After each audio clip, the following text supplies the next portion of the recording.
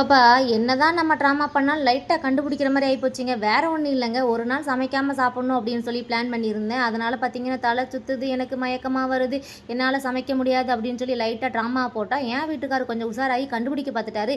இருந்தாலும் கொஞ்சம் ஓவர் ஆக்டிங்கை போட்டு விட்டேன் போலங்க. அதனால தான் பரவாயில்ல, இருந்தாலும் வா நீ சமைக்காமல் நீ சாப்பிட்ணும் முடிவு பண்ணிட்ட அப்படின்னு சொல்லி என் ஹஸ்பண்ட் என்ன பண்ணாருன்னா இன்றைக்கி ஈவினிங் சின்னதாக ஒரு ஷாப்பிங் இருந்துச்சு. அதையும் முடிச்சுட்டு அப்படியே ஹோட்டலில் சாப்பிட்டு வரலான்னு பிளானோட கிளம்பியாச்சுங்க. வர வழியில் பார்த்தீங்க அப்படின்னு சொன்னால் இந்த ஷாப்பிங் அப்படிங்கிறது எந்த பைத்தியம் எனக்கு என்னைக்கு பிடிச்சின்னு தெரிலங்க. அன்னையிலேருந்து நான் ஒரே ஷாப்பிங்கில் தான் இருக்கிறேன். பரவாயில்ல, ஆனாலும் ஷாப்பிங் பண்ணலைங்க. நான் வாங்கலாம்னு நினச்சேன், ஆனால் வாங்கலை. சரி என்னமோ நம்ம வந்தது என்னமோ சாப்பிட்றதுக்கு தான், அந்த வேலையை பார்ப்போம் அப்படின்னு சொல்லி ஹோட்டலுக்குள்ளே வந்து வெயிட் பண்ணிட்டு இருந்தா இன்றைக்கின்னு பார்த்து ரொம்ப லேட்டாக சாப்பாடு கொண்டு வராங்க. அதனால் பொறுமையெல்லாம் இருக்க முடியாது அப்படின்னு சொல்லிட்டு வெங்காயத்தை கட் பண்ணி வச்சுருந்தாங்க. அதை கொஞ்சம் பொரிச்சிட்டு இருந்தேன். அதுக்குள்ளேயும் பார்த்தீங்க அப்படின்னு சொன்னால் சாப்பாடு வந்துருச்சு.